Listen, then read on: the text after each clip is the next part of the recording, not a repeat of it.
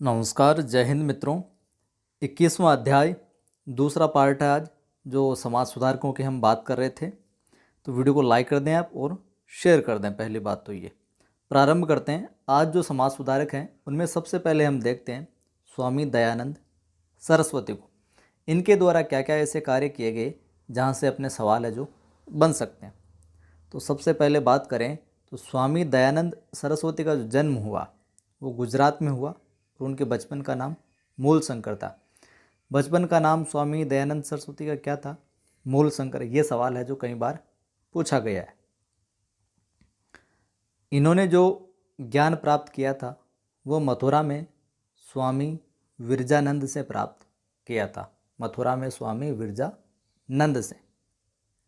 अगला फैक्ट, दयानंद सरस्वती और इनके अनुयायी जो थे वो ये मानते थे कि यदि वेदों का सार सही तरीके से समझ में आ जाए तो हिंदुस्तान की समस्याओं का क्या है, हल है जो किया जा सकता है, हल है जो मिल जाएगा, हो जाएगा।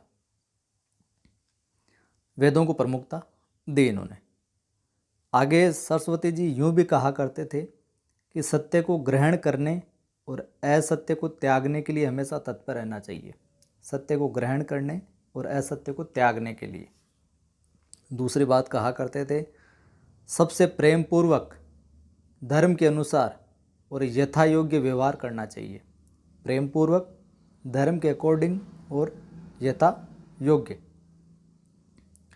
अगला बात है जो ये कहा करते थे कि अविद्या का नाश हो और विद्या का विकास होना चाहिए। विद्या का विकास है जो हमें करना चाहिए।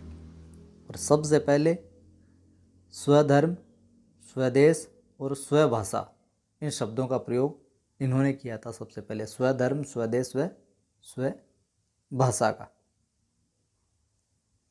सरस्वती जी के बाद में बात करते हैं हम स्वामी विवेकानंद से जुड़े हुए तथ्यों की, जो कि अध्याय में दिए गए। और सुबह मैंने मनोविज्ञान मैराथन की जो अपने टेस्ट सीरीज चल रही थी, रीट हेतु पिछले विभिन्न परीक्षाओं के महत्वपूर्ण प्रश्नों का वीडियो भी 31 नंबर सीरीज डाली है, तो उसको भी आप जाके देख सकते हैं, नहीं देखा तो विवेकानंद का जो जन्म है बंगाल के कोलकाता में हुआ था 12 जनवरी 1863 को। इनके जन्म तिथि पूछी गई है कई बार। 12 जनवरी 1863 को बंगाल के कोलकाता में। बचपन के नाम की बात करें तो नरेंद्र दत्त था।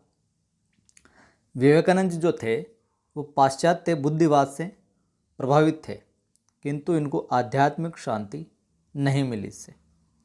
उसके बाद तत्पश्चात इन्होंने क्या किया, रामकृष्ण परमहंस को गुरु बनाया और उनसे वेदांत का ज्ञान है जो प्राप्त किया। रामकृष्ण परमहंस साहब को गुरु बनाकर रामकृष्ण परमहंस ने इन्हें वीवी दिशानंद नाम दिया था। वीवी दिशानंद, रामकृष्ण परमहंस जो इनके गुरु रहे। बाद में खेतड़ी के महाराजा के कहने पर इन्होंने विवेकानंद नाम है जो अपना लिया। तो विवेकानंद नाम किन्होंने दिया? खेतड़ी के महाराजा ने। और उसके बाद में इन्हीं की सहायता से ये धर्म सम्मेलन शिकागो भी गए थे। विवेकानंद का मानना था कि दीन दुखियों की सेवा ही सच्ची ईश्वर सेवा है।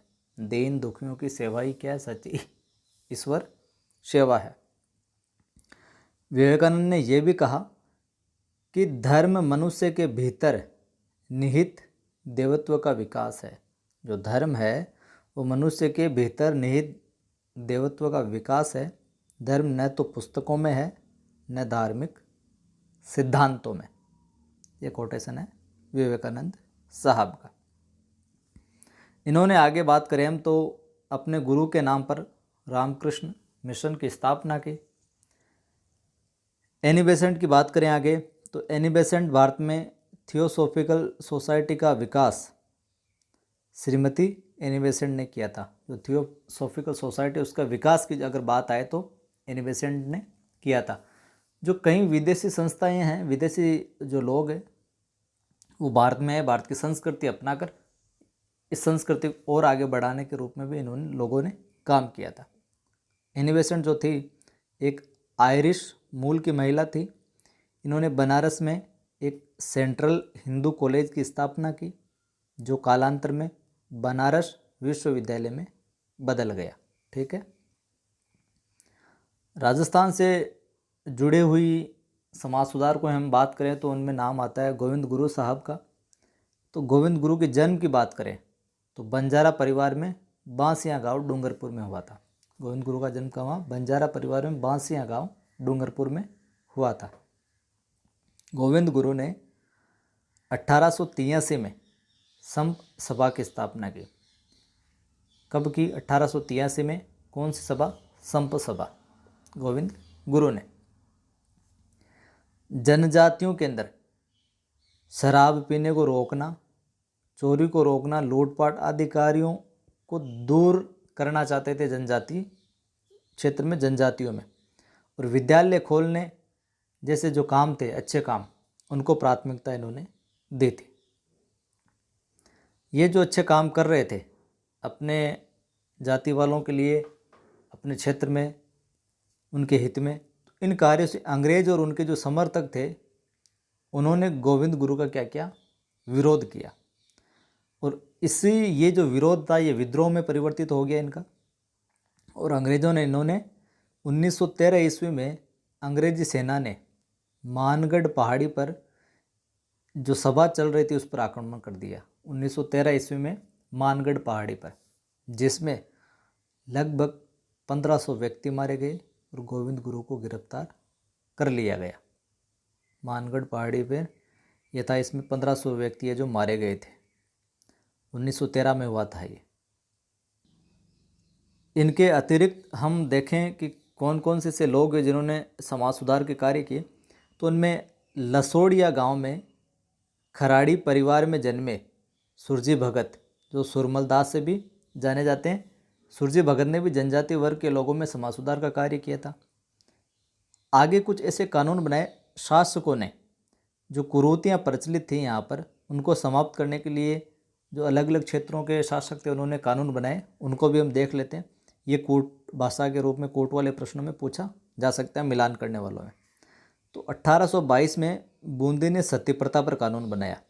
बूंदी ने 1822 में सती प्रथा पर कानून बनाया। कोटा ने 1834 में कन्या वध पर कानून बनाया।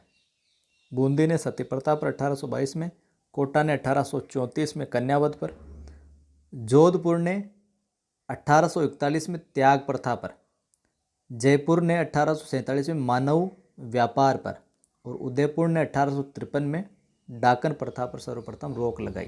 तो इन सन के अंदर अलग अलग शासकों ने ये जो कानून है बनाए थे। इसको एक बार इन डाटाज को और देख लेना आप अच्छे से। आगे हम बात करें तो 1889 में अजमेर में राजपूत हितकारिणी सभा बनी। 1889 में बनी थी अजमेर में राजपूत हितकारिणी सभा, जिसने बहु विवाह और दहेज प्रथा को नियंत्रित करने का प्रयास किया, कोशिश की।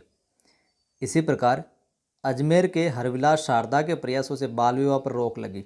1929 में सरकार ने एक्ट बनाया बाल विवाह हेतु। और चांदकर्ण शारदा व उनकी पत्नी सुखदा देवी ने दलितों के उद्धार के क्षेत्र में भी काम किया। तो इस प्रकार अपना ये 21वां अध्याय कंप्लीट होता है। अच्छा लगा हो तो लाइक कर दें, कमेंट करके आप अप्रिशिएट भी किया करें और सभी को शेयर भी किया करें। पहली बार देख रहे हैं तो सब्सक्राइब करके बेल आइकन को ज़रूर दबा लेना, ताकि आने वाले वीडियोज़ की सूचना आपको मिलती रहे। जय हिंद।